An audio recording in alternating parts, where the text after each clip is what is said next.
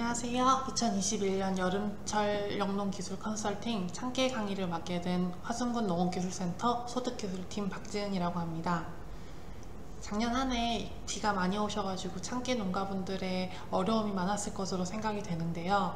올해에는 이번에 제가 말씀드린 몇 가지 사항을 주의해 주셔서 성공적인 농사 이루시길 바라겠습니다. 그럼 강의 시작하겠습니다.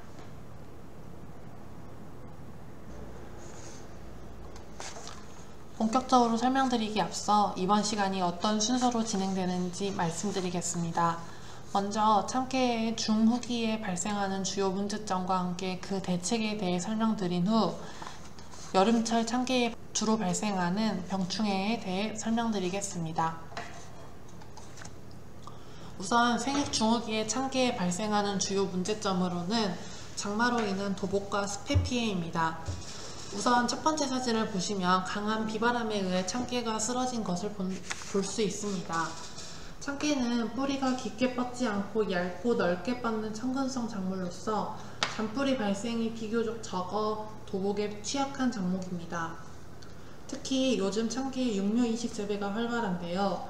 포투면을 정식할 경우 소금 작업이 줄어들고 결주율이 줄어들게 되어 노동력이 감소하는 장점이 있지만 늦게 정식할 경우 뿌리가 약한 상태에서 비바람이 몰아치게 되면 도복의 위험이 증가하게 되니 주의가 필요합니다.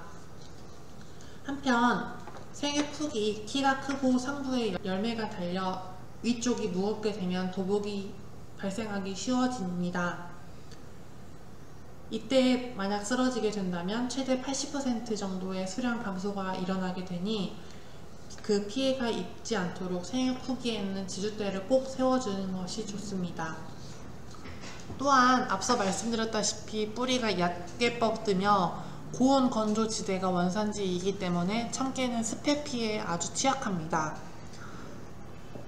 만약 토양의 수분이 과다하게 되면 산소는 부족해지고 그렇게 되면 뿌리는 부패하게 되어 결국 지상부 역시 고사하게 됩니다. 이때 썩은 뿌리는 약해져 있는 상태로서 역병, 시드름병 등 토양 전염성 병에 매우 취약하게 되어 많은 피해를 주게 됩니다. 따라서 참깨 재배 시에는 습해 방지를 위해 주기적인 배수로 정비가 중요하며 장마 이전 예방적 방제를 실시하고 장마 이후에는 가능한 한 물을 빨리 빼주는 것이 좋습니다.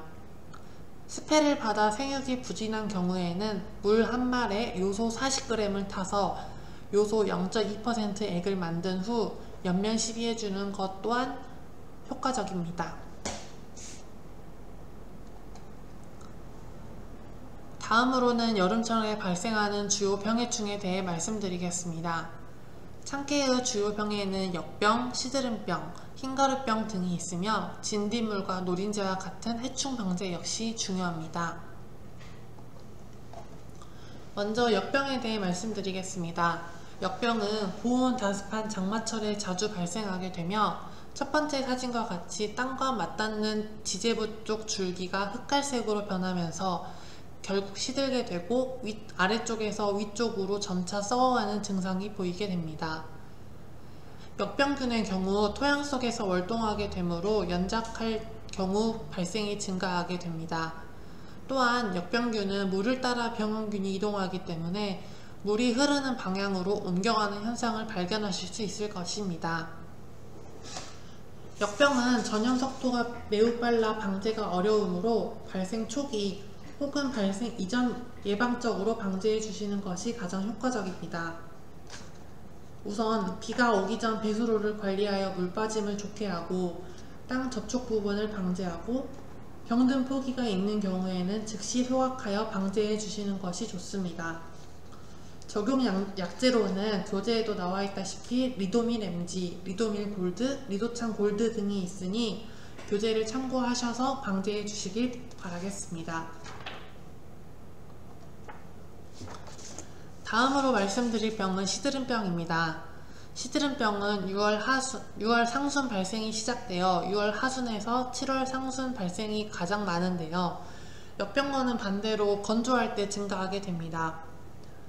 시드름병이 발생한 참깨는 순과 잎 끝에서부터 시들면서 포기 전체가 시드름 증상이 반복되다가 결국 잎이 누렇게 되어 줄기 전체가 시들어 고사하게 됩니다. 외관상으로는 역병과 유사하여 구분이 어려울 수 있으나 발생 환경이 다르고 시드름병의 경우 줄기를 절단하면 두 번째 사진과 같이 물관 부분이 빨갛게 썩어 있는 부분을 볼 수 있습니다. 따라서 이걸 통해서 역병과 시드름병을 구분해 주셔서 적용 약제를 통해 방지해 주시는 것이 효과적입니다.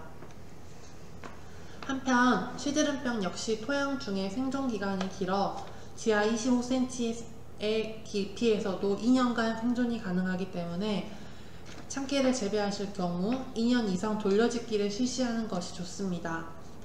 또한 시드름병 역시 병든 포기는 조기에 제거하고 발병 초기부터 10일 간격으로 옥신코퍼 수화제 500배액을 수확 30일 이전까지 3회 이내로 경협 처리해 주셔서 방지해 주는 것이 좋습니다. 마지막으로 말씀드릴 병은 흰가루병입니다. 흰가루병은 병 이름 그대로 잎에 밀가루 같은 흰색의 가루가 덮이는 병인데요. 이 때문에 광합성이 저해돼서 결국 영양분이 부족해 생육이 저하되는 병입니다. 흰가루병은 장마 후 고온 다습하고 통풍이 불량할 때 증가하게 되며 이 역시 비 오기 전 예방적으로 방지해 주는 것이 가장 효과적입니다. 적용 약제에는 벤다밀, 오티바 등이 있으며 물과 바닷물을 5:1로 희석하여 발병 직후 3일 간격으로 3회가량 살포해주면 친환경 방제가 가능하다는 연구 결과도 있으니 참고해 주시기 바랍니다. 다음으로는 참깨의 해충에 대해 말씀드리겠습니다. 첫 번째로 말씀드릴 해충은 진딧물인데요. 진딧물은 6월부터 8월 참깨 생육 전반에 걸쳐 발생하게 되어 큰 피해를 입히게 됩니다. 다만 건조한 환경에서 주로 발생하므로 장마철에는 발생이 감소하는 경향이 있습니다. 진딧물은 잎을 흡집하여 광합성을 저해할 뿐만 아니라 바이러스 병을 전염하며 세대가 짧아 피해가 크기 때문에 발생 초기부터 약제 방제를 해주는 것이 가장 좋습니다. 적용 약제는 세티스, 모벤토, 델타메트린 등이 있으며 희석 배수와 안전 사용 시기를 지켜 사용해 주시기 부탁드립니다. 다음으로 말씀드릴 해충은 노린재입니다. 노린재는 개화기부터 종실 성숙기에 발생하며 줄기와 종실에 붙어 빨아먹게 되어 종실의 품질과 수량에 큰 영향을 미치게 됩니다. 노린재 역시 발생 초기에 적용 약제를 통해 방지해 주는 것이 좋은데 델타메트린과 스트레이트를 통해 진딧물과 동시 방제를 해주면 노동력 절감 효과를 얻을 수 있어 경제적입니다. 또한 노린재는 움직임이 매우 빨라 그 방제가 어렵기 때문에 노린재 활동이 적은 이슬이 조금 있는 새벽에 방제해 주는 것이 매우 효과적입니다. 마지막으로는 참깨 병해충 방제 체계에 대해 말씀드리겠습니다.